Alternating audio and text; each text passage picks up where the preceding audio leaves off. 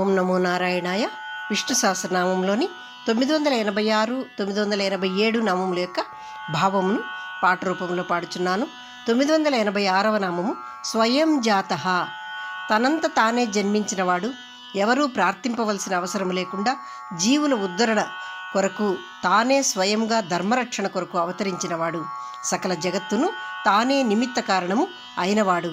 కష్టాలలో ఉన్నవారు వచ్చి తనను ప్రార్థించేదాకా ఆగక తన బిడ్డలైన జీవులను కాపాడడమే తన లక్ష్యము అని భావించి ఆయన స్వయం జాతుడై అవతారములు దాల్చువాడు. తనకు ఏమీ అవసరము లేకున్నా గాని భగవంతుడు కర్మల యందు ప్రవర్తిల్లుచున్నాడు. ఓంకారమునందలి జాగృత, స్వప్న, సుషుప్తి మరియు తురియములందు తెలియబడువాడు. మానవునిగా అవతారములు దాల్చి భూమిపైకి వచ్చినప్పుడు తన సంపూర్ణ శక్తులను నియంత్రించుకొని 16 నియమిత శక్తులను మాత్రమే ప్రదర్శించి మానవుడిగా కర్మబంధములను అంటక తాను భగవంతుడు అని తెలిసిను సామాన్యముగా జీవించువాడు అని చెప్పారు. అలాగే ఇక్కడ భగవంతుని యొక్క అవతారాలను వింబావతారము, ఆయనే స్వయముగా ఉద్భవిస్తే దాన్ని వింబావతారం అని, ఆవేశ అవతారము, రూపావతారము అని 3 విధాలుగా చెప్పారు. భక్తునికి భగవంతునికి గల పవిత్ర రహస్య సంబంధముచే భగవంతుడు 4 అర్చా స్వరూపములందు వ్యక్తమగునని బ్రహ్మాండ పురాణమునందు తెలుపబడింది. అవి స్వయం వ్యక్తము, ఆయనే స్వయంగా వ్యక్తమైనవాడు శ్రీరంగము, ప్రయాగ వంటి ప్రదేశాలందు. అలాగే బ్రహ్మ లేదా దేవతలచే స్థాపించబడినది విగ్రహము అయినవాడు, అది కాశీలో మాధవుడి వలె. 3వది దేవుడు వేరైనా అందు ఆత్మరూపాన తానే విష్ణువే ఉన్నవాడు అని చెప్పబడింది. 4వది మనిషిచే స్థాపించబడిన విగ్రహాలయందు తానే కొలువై ఉన్నవాడు అని చెప్పారు. అలాగే మన కీర్తి, తేజస్సు సర్వము శక్తివంతమైన శ్రీకృష్ణుని అభివ్యక్తమే అని ఋగ్వేదమునందు తెలుపబడింది. భగవంతుని ఆయుధములు కూడా అవతారములు ధరించును.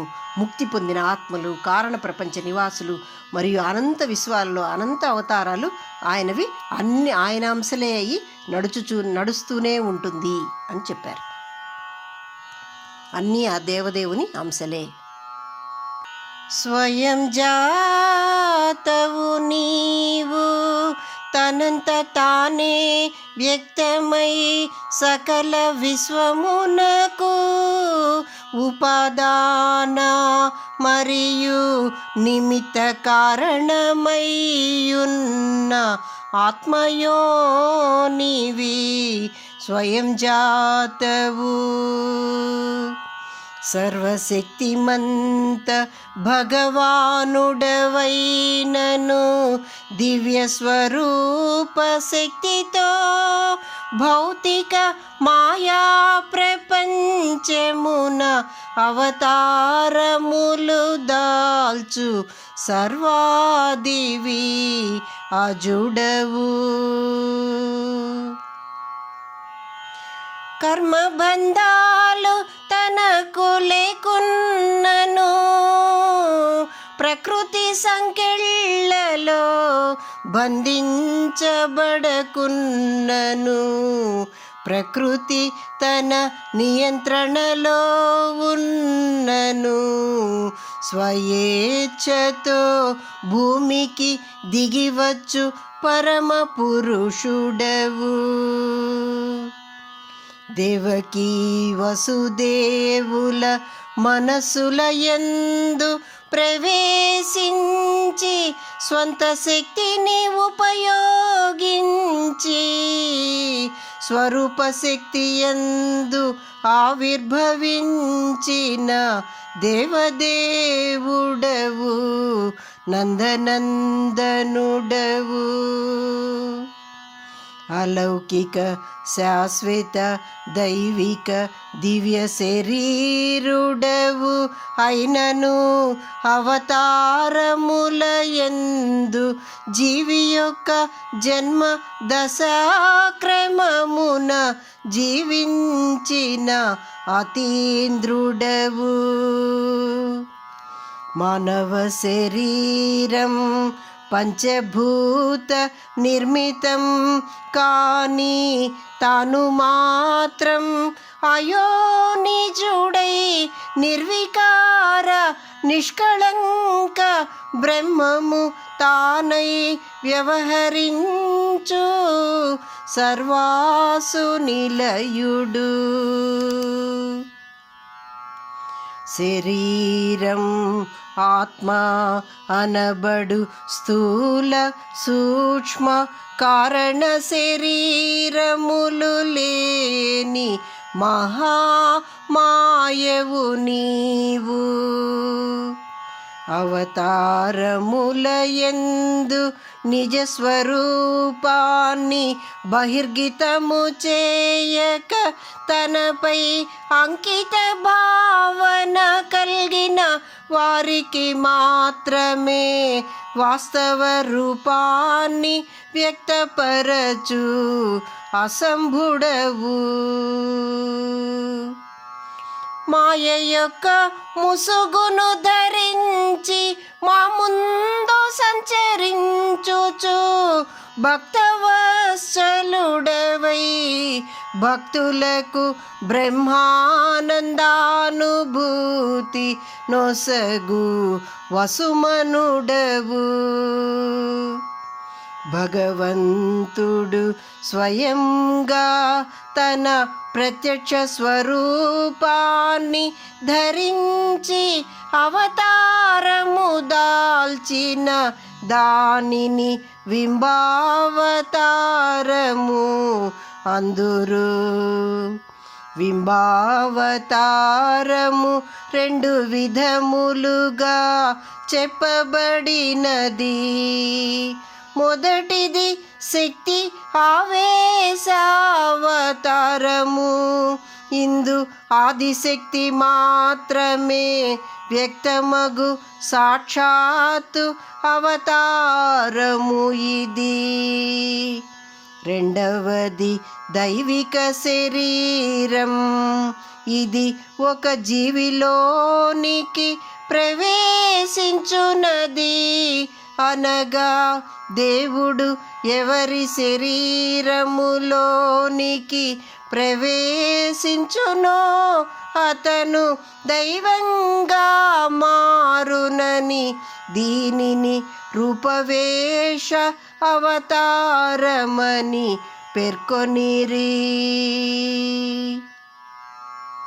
తాను అనంత శక్తి సంపన్నుడైనను భూమిపై అవతరించినప్పుడు నియమిత శక్తియుతుడై కాల అభివ్యక్తుడై వ్యక్తమగు అవ్యక్తుడు. తన పరిపూర్ణ శక్తులను నిద్రాణము గొలపి అవతారములందు నిర్దిష్ట శక్తియుతుడై వ్యవహరించు సంపూర్ణ విశ్వతోముఖుడు. కపిల భగవానుడై జ్ఞానాన్ని అందించెను. మోహిని అయి తన సౌందర్యముతో అసురుల దృష్టిని మరల్చెను. శ్రీకృష్ణ పరమాత్మ పరిపూర్ణ అవతార పురుషుడని చెప్పబడెను. తాను జన్మించిన సమయాన చతుర్వ్యూహ చతుర్బాహుడై 4 శక్త్యాంశములతో కూడి శ్రీవత్సవక్షముతో ప్రభవించెనని భాగవతమున తెలుపబడినది. తాను ఓంకార స్వరూపుడు. ఓంకారమునందలి జాగృతావస్థ సంకర్షణ లేక బలభద్రుడని, ఓంకారమునందలి సుప్తావస్థ ప్రద్యుమ్నుడని, ఓంకారమునందలి సుషుప్తావస్థ అనిరుద్ధుడని, ఇవి 3ను ఓంకారమునందలి అర్ధమాత్రమని. శ్రీకృష్ణుడు సంపూర్ణ ఓంకార తుర్యావస్థాస్థితిని సూచించునని తెలిపిరి. శ్రీరాముడు శ్రీకృష్ణుడు ఒకే రకమైన భావ స్వభావాలైన సేవా సఖ్య వాత్సల్య మధుర రస భావులని రాముని యందు మధుర రసభావం నిద్రాణమై యుండునని తెల్పిరి. శ్రీ మహావిష్ణువు సానుకూల శక్తియగు సత్వగుణ శాశ్వత అవతారం అని, శివుడు తమోగుణ విధ్వంసక వ్యక్తుడని, బ్రహ్మ దైవిక వ్యక్తిత్వం కలిగిన వాడని, భగవంతుడు బ్రహ్మరూపాన్ని సమయానుకూలముగా అందు వ్యక్తమగునని శ్రీ ప్రకాశానందులు తెల్పిరి. బ్రహ్మదేవునకు ఒకరోజు ఒక కల్పకాలమని చెప్పబడినది. ప్రతి కల్పం మరియు యుగాంతమున అవతరించు యుగావర్తనుడవు. సకల జీవుల శరీరములందు నిండి కర్మలనంటక మనకు భిన్నుడై ఉన్న అంతర్యామి భగవంతుడు. భగవంతుని ఆయుధములు కూడా అవతారములు ధరించును. ముక్తి పొందిన ఆత్మలు కారణ ప్రపంచ నివాసులు మరియు అనంత విశ్వాలలో అనంత అవతారాలు నడచుచుండును. సమస్త దేవతలు వారి శక్తి రూపాలు అంతయు ఆ దేవదేవుని అంశలే. నిర్దిష్ట ప్రయోజనం కోసం అతని నిర్దిష్ట శక్తులు ఉపయోగించబడి ఇతర శక్తులు నిశ్చలంగా నిలుపుదలలో ఉండునని తెల్పిరి. అసంఖ్యాక రూపాలను ధరించిన వివిధ శరీరాలను రూపాలను సృష్టించిన పరబ్రహ్ముడు సకలమునందు సర్వులయందు నిండి ఉన్న భూతావాసుడు. మానవ శరీరమున సాధారణ మనిషి వలె జీవించి ప్రవర్తిల్లు కృతాకృతుడు కృతాగముడు విశోధనుడు విశుద్ధాత్మా స్వరూప త్యాగ యజ్ఞము ఈ స్వయం జాతుడు. స్వయం జాతవు నీవు తనంత తానే వ్యక్తమై సకల విశ్వమునకు ఉపాదాన మరియు నిమిత్త కారణమై ఉన్న ఆత్మయోనివి స్వయం జాతవు. సర్వశక్తిమంత భగవానుడవైనను దివ్య స్వరూప శక్తితో భౌతిక మాయా ప్రపంచమున అవతారములు దాల్చు సర్వాదివి అజుడవు.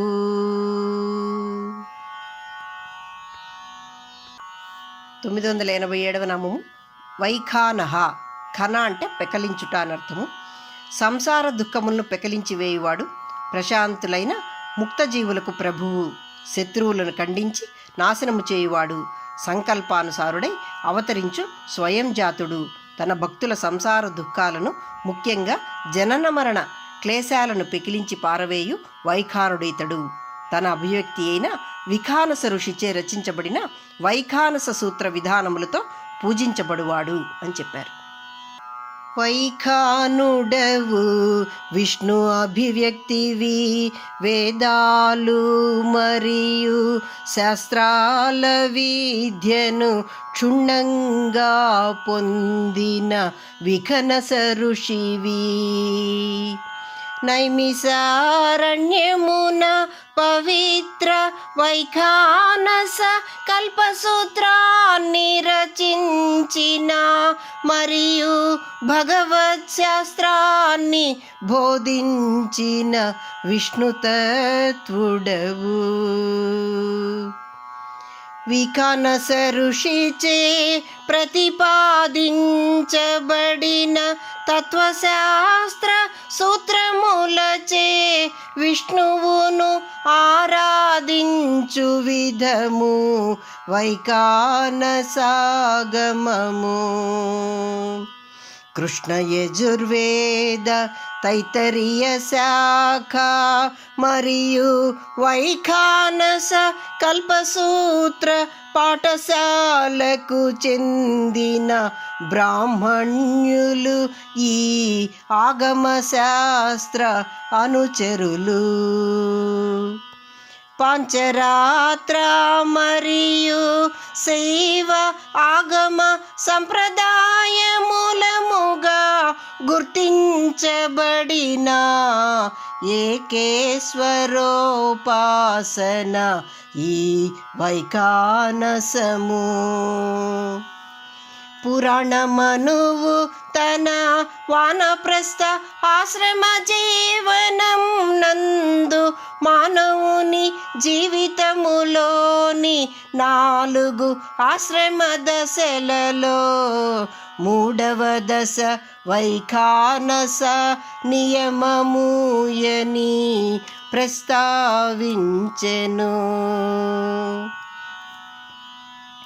నారాయణీయమునందును రామాయణమునందు గాలిని ఆహారంగా తీసుకొని బ్రతికిన వాయుభక్షక ఋషులుగా వీరు పేర్కొనబడిరి. దక్షిణ భారత శాసనాలలో ప్రముఖముగా ప్రస్తావించబడిన వైఖానసులు విష్ణు ఆలయ పూజారులుగా చెప్పబడినది. విష్ణువును అర్చామూర్తిగా ఏ విధంగా పూజించాలో వైఖానస కల్పసూత్రము అను గ్రంథమున విఖనస ఋషి రచించెను.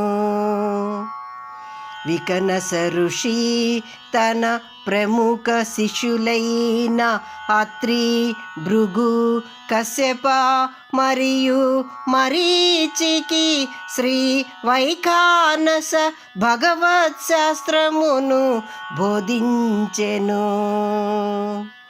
ఆలయములందు అగ్నిని నిర్వహించని వ్యక్తులకు కూడా అగ్నియాగానికి సమమైన ఫలితాలు లభించు విధమున వైఖనస ఋషి ఆలయ పూజలు, వైదిక యజ్ఞాలను గూర్చి తెలియజేసెను.